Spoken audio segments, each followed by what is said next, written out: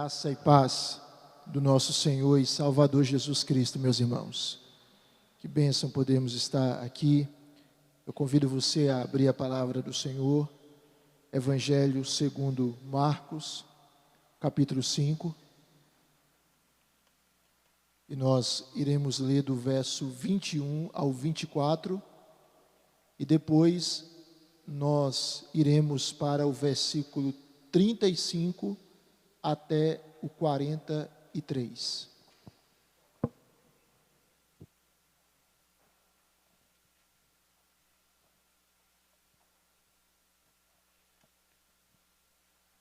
Marcos, capítulo 5, do verso 21 ao 24 e do 35 ao 43. Assim diz, amados, a palavra do Senhor. Tendo Jesus voltado no barco para o outro lado, afluiu para ele grande multidão, e ele estava junto do mar. Eis que se chegou a ele um dos principais da sinagoga, chamado Jairo, e vendo-o, prostrou-se a seus pés e insistentemente lhe suplicou: minha filhinha está à morte, vem, impõe as mãos sobre ela, para que seja salva e viverá. Jesus foi com ele, grande multidão o seguia, comprimindo-o. Verso 35. Falava ele ainda, quando chegaram alguns da casa do chefe da sinagoga, a quem disseram: tua filha já morreu, por que ainda incomodas o mestre? Mas Jesus, sem acudir a tais palavras, disse ao chefe da sinagoga: não temas, crê somente. Contudo, não permitiu que alguém o acompanhasse, senão Pedro e os irmãos Tiago e João. Chegando à casa do chefe da sinagoga, viu Jesus o alvoroço, os que choravam e os que pranteavam muito. Ao entrar, lhes disse: por que estáis em alvoroço e chorais? A criança não está morta, mas dorme. E riam-se dele. Tendo ele, porém, mandado sair a todos, tomou o pai e a mãe da criança e os que vieram com ele, e entrou onde ela estava. Tomando-a pela mão, disse: Talita cumi, que quer dizer: menina, eu te mando, levanta-te. Imediatamente a menina se levantou e pôs-se a andar, pois tinha 12 anos. Então ficaram todos sobremaneira admirados. Mas Jesus ordenou-lhes expressamente que ninguém o soubesse e mandou que dessem de comer à menina. Ó Senhor, a tua palavra é mais doce do que o mel. Ela é bendita, ela é poderosa para transformar a nossa vida. Nós te agradecemos por estarmos aqui reunidos diante da tua palavra e que ela fale ao nosso coração, que seja tirado de nós, porventura, qualquer obstáculo que atrapalhe o fluir livre da tua palavra na nossa alma. Ó Senhor, perdoa os nossos pecados. Ó Senhor, abre o nosso entendimento. Ó Espírito da verdade que está aqui, age de forma soberana na vida do teu povo, na vida dos teus filhos.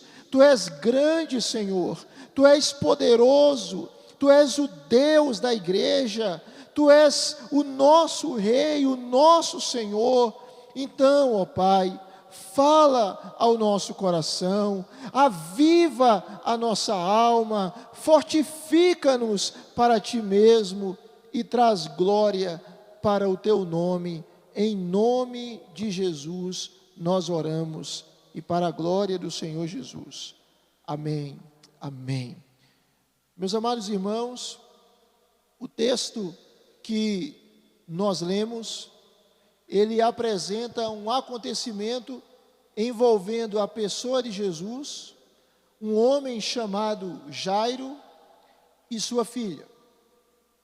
E a passagem nos mostra que esse Jairo, ele estava vivendo uma situação absolutamente desesperadora. Era um homem que tinha uma garota de 12 anos de idade. E aquela garota de 12 anos de idade estava com uma enfermidade gravíssima, a ponto de estar próximo a morrer. Muito provavelmente, Jairo buscou vários recursos, ele procurou médicos, mas o caso da sua filha não tinha uma solução humana. E é em meio a esse quadro que Jairo procura Jesus. Eu quero pensar hoje com os irmãos sobre o tema a vida que vence a morte.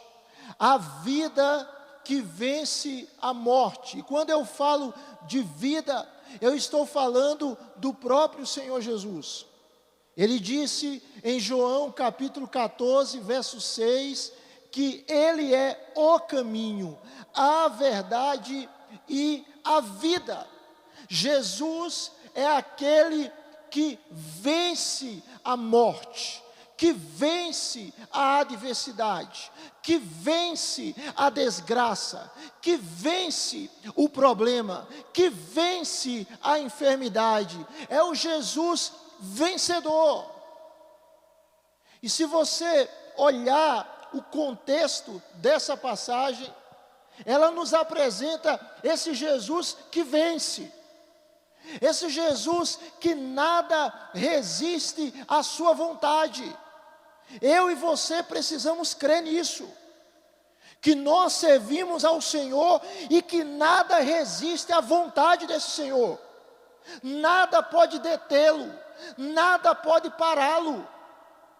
Marcos capítulo 5, do versículo 1 ao versículo 20, nos mostra o episódio de Jesus libertando um homem que era possesso por milhares de demônios, a ponto dos demônios saírem dele e irem para 2.000 porcos. É o Jesus que vence os demônios, que vence o inimigo da nossa alma. Mas o texto vai nos mostrar também, agora, esta passagem que lemos, o Jesus que vence a morte. Eu queria que você caminhasse comigo, porque a passagem nos revela que a aflição de Jairo era tão grande, que ele foi até o Senhor Jesus. Ele foi buscar o Senhor. Esse Jesus que estava muitas vezes rodeado por uma grande multidão, como nessa passagem que lemos. E o texto diz, no verso 22, que se chegou a ele Jairo. E quem era Jairo? Jairo era um dos principais da sinagoga. Ele era um homem religioso. Ele era um líder que se reunia com os judeus para ler a lei, ler os profetas, ler os escritos, enfim, ler o Antigo Testamento, ouvir a palavra de Deus. Ele era um líder religioso, mas ele tinha uma filha que estava próxima à morte, com apenas 12 anos de idade.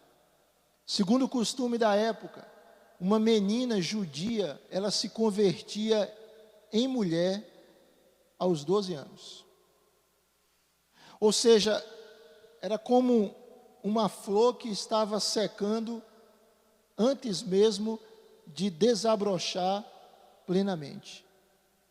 E Jairo não tinha recursos humanos para buscar o Senhor, e recursos humanos para curar a sua filha, e ele busca ao Senhor com um senso de urgência.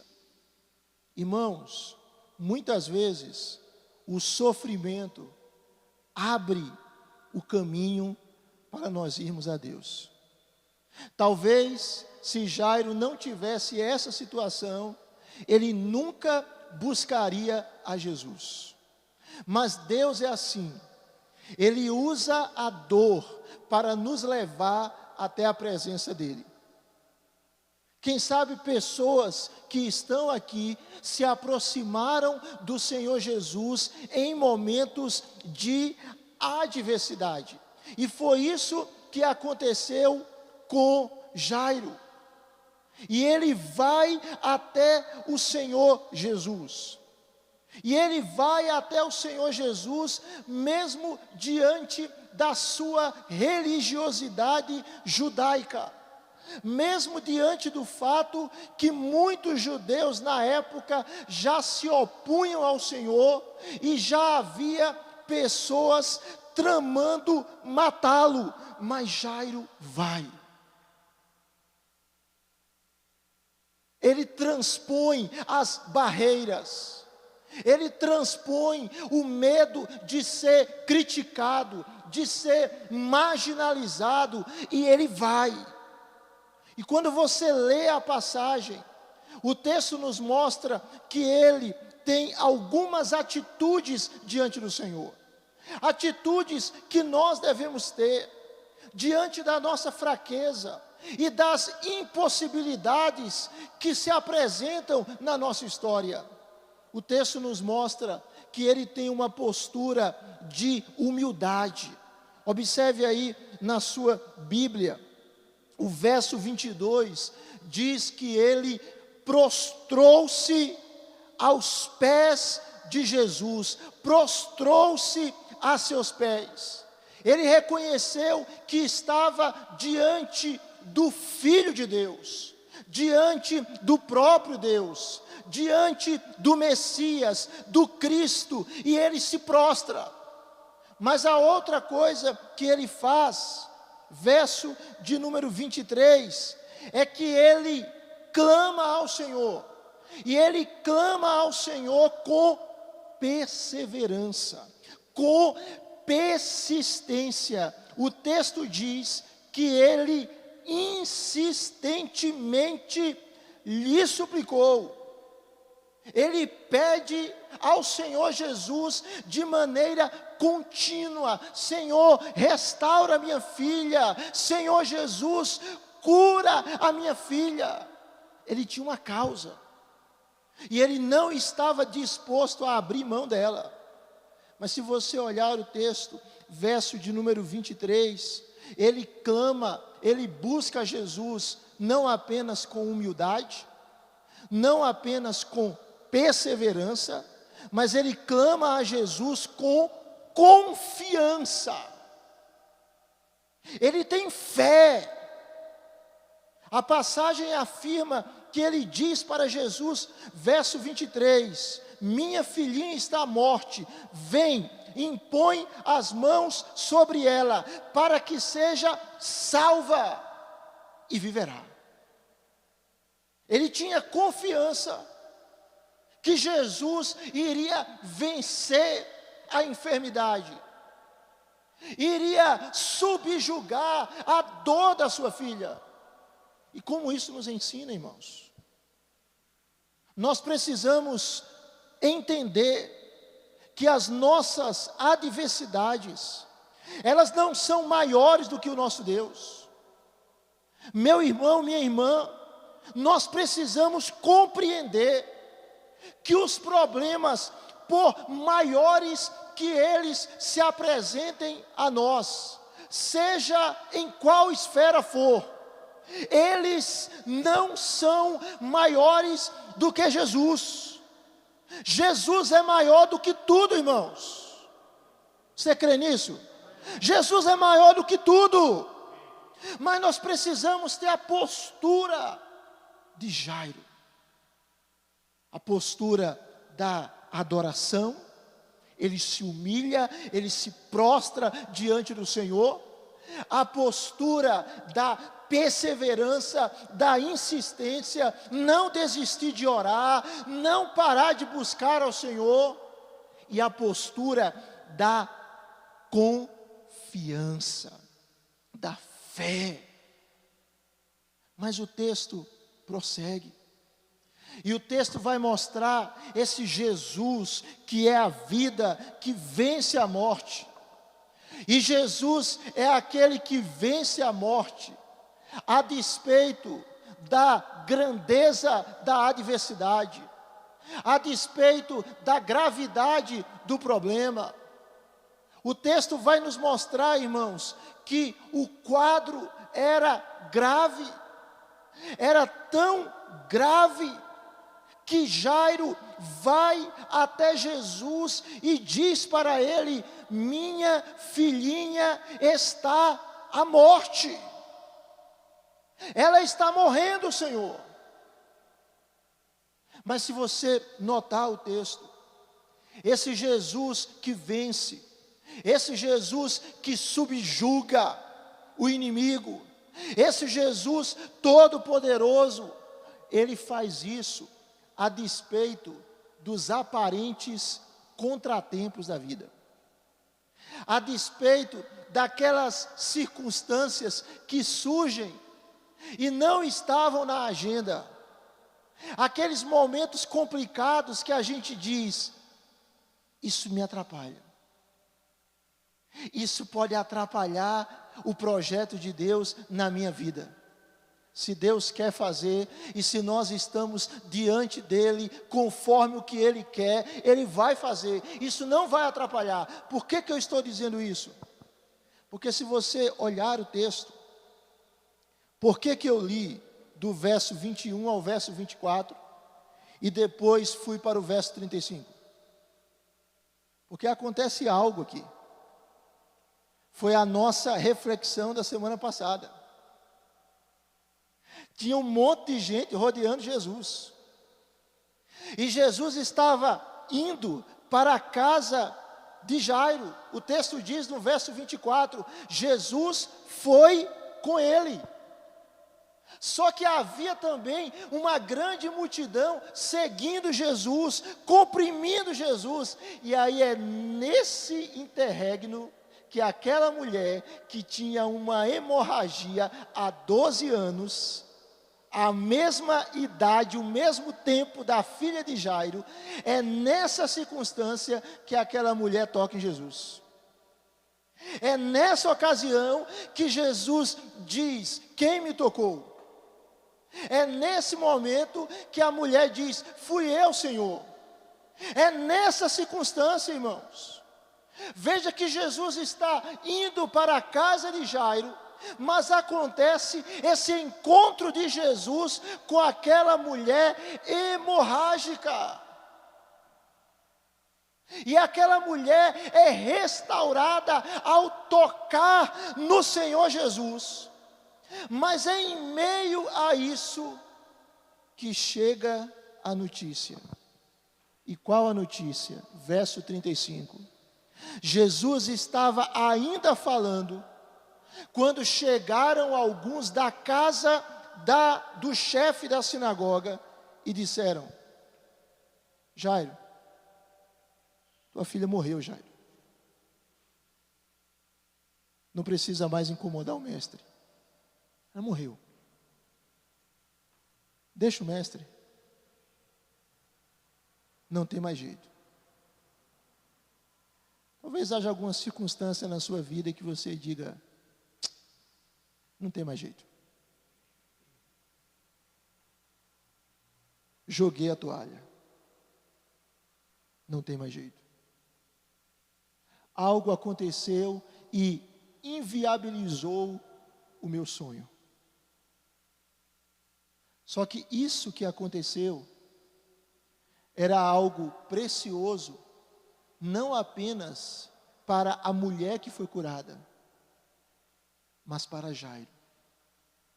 Jesus estava mostrando para ele que os imprevistos dos homens não frustram os propósitos de Deus.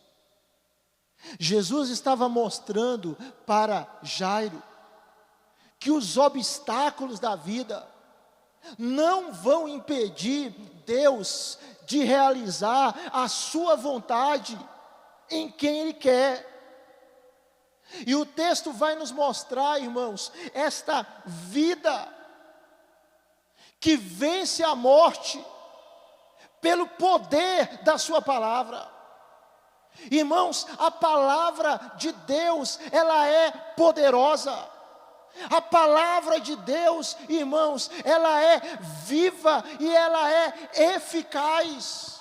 E em meio a esse cenário grave, mas que se torna terrível, a menina doente é agora a menina morta.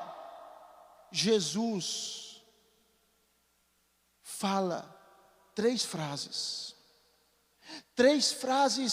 especiais, três frases que mudam o quadro, que transformam a situação, que renovam não apenas o coração de Jairo, mas restaura aquela menina. Observe o texto.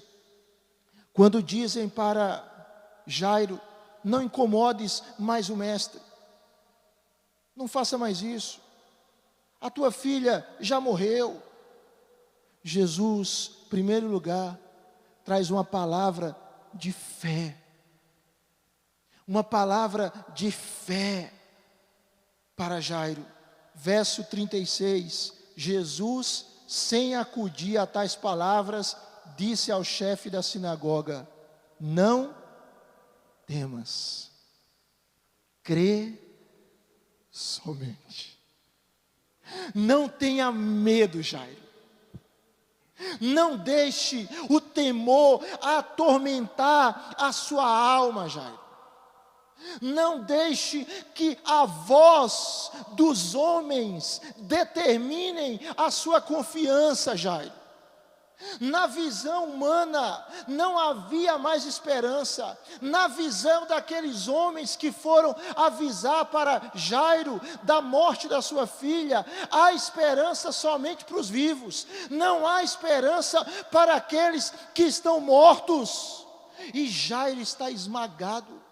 Imagine você perder uma filha. E esta filha era única, de 12 anos. A idade da minha filha, 12 anos. Imagine você perder uma filha de 12 anos, unigênita. Mas em meio àquele quadro, Jesus disse: não temas, crê somente. Talvez você esteja cheio de más notícias, e más notícias que têm abalado o seu coração. Mas as más notícias não abalam o nosso Salvador, não abalam o nosso Deus. O Senhor Jesus é aquele que tem as chaves da morte e do inferno. O Senhor Jesus é aquele que venceu a morte, porque é mais poderoso do que a morte. Talvez a circunstância diga para você: não tem jeito, não tem solução, a sua família não tem jeito, o seu problema de enfermidade não tem cura, a crise que você está vivendo não tem saída. Mas Jesus fala para você: não temas, crê somente. A palavra de fé. Mas o texto continua. Diante da fala de Jesus, o Senhor continua indo para a casa de Jairo, e ele chama apenas Pedro e os irmãos Tiago e João, junto com Jairo. Quando eles chegam à casa do chefe da sinagoga, há um alvoroço ali. Verso 38. As pessoas choravam, as pessoas pranteavam muito. E aí Jesus traz uma segunda palavra. E esta palavra que Jesus traz agora é uma palavra de esperança, de expectativa. O texto nos mostra, amados irmãos, no verso 39, que Jesus diz: a criança, ela não está morta, ela está dormindo. Só que o que Jesus está apresentando aqui? Não é um diagnóstico físico. Jesus está apresentando aqui um prognóstico teológico. Jesus está mostrando aqui, irmãos, o que ele iria fazer diante e em favor daquela criança. Aquela criança fisicamente estava morta. Mas por que Jesus diz que ela está dormindo? Porque assim como uma pessoa que está dormindo, ela desperta. Alguns dormem pouco, outros dormem muito, mas ela desperta.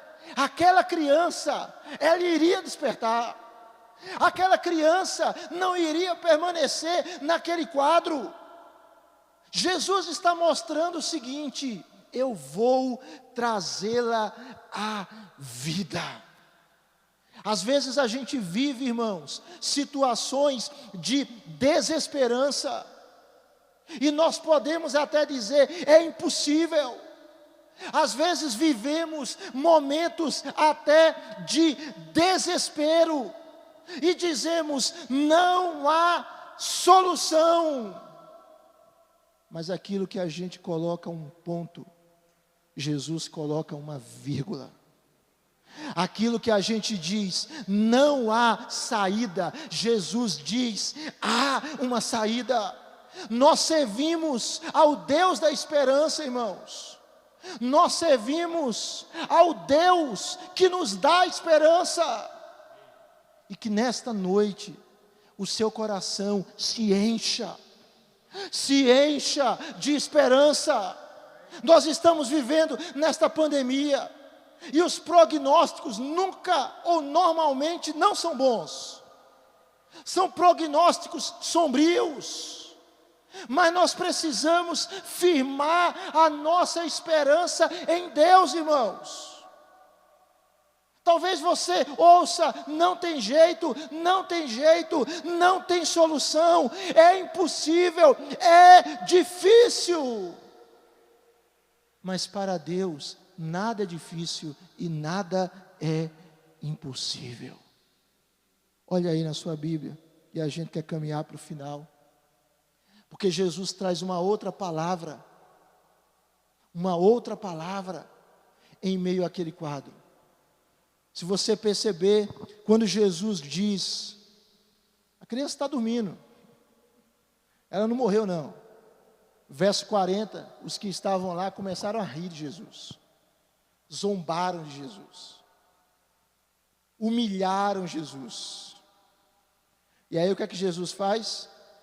Manda sair a todos. Ele expulsa, ele manda que todos saiam.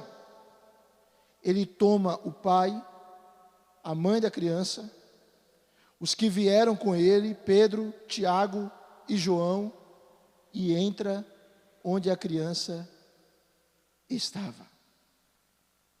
E ali Jesus traz uma palavra de poder, de cura. O Jesus que tinha trazido uma palavra de fé, depois uma palavra de esperança, ele traz uma palavra de poder. Em meio àquela situação em que as pessoas zombavam de Jesus, diante daquele coral da morte, diante de pessoas que outrora estavam chorando pela criança morta, mas agora riam, zombando de Jesus.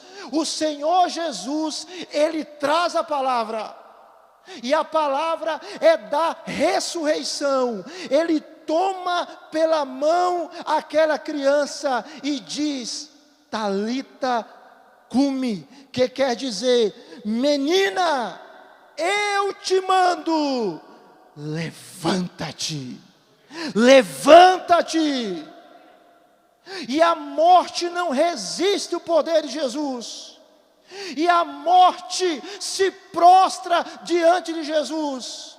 E aquela menina que outrora não respirava, que não ouvia porque estava morta, ela ouve a voz do Salvador, a voz amorosa, a voz poderosa, a voz cheia de autoridade, a voz gloriosa do Salvador. E diz o texto que imediatamente a menina se levantou, pôs-se a andar. Imediatamente, irmãos, na mesma hora, a menina se levanta e começa a andar. E diz o texto que ficaram todos sobremaneira admirados. Você está no culto de oração.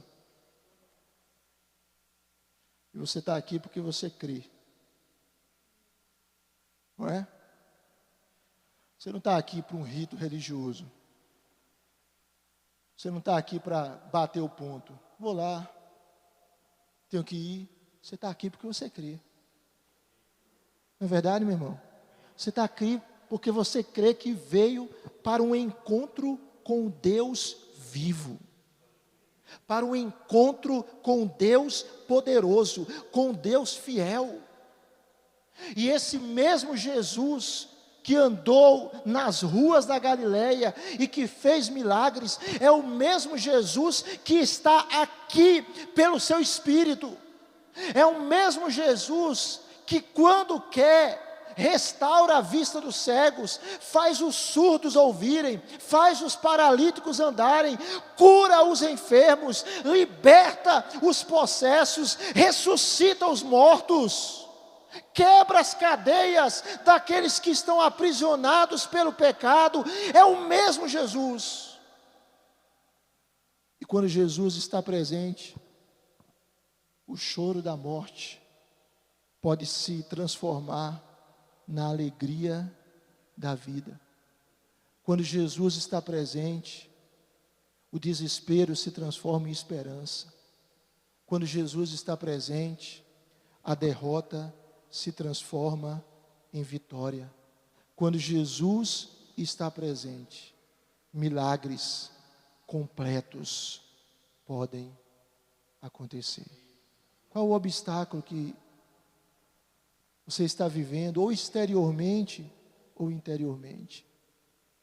Olhe para o alto, olhe para Cristo, e ouça Ele falando ao seu coração, palavras de fé, palavras de esperança, e palavras de poder. É uma enfermidade, é um coração incrédulo, é um problema financeiro, é uma questão familiar que não tem solução. O que está acontecendo na sua vida? Como é que está o seu coração? Deixe a voz de Deus ressoar, deixe a voz da vida ressoar, deixe a vida fluir dentro de você, a vida que rompe a morte. É por isso que o cristão, ele não tem medo da morte, porque ele crê em Jesus, que é a ressurreição e a vida. E a Bíblia diz que quem crê nele, ainda que morra, viverá. Vamos ficar de pé, irmãos, e vamos cantar e vamos orar ao Senhor.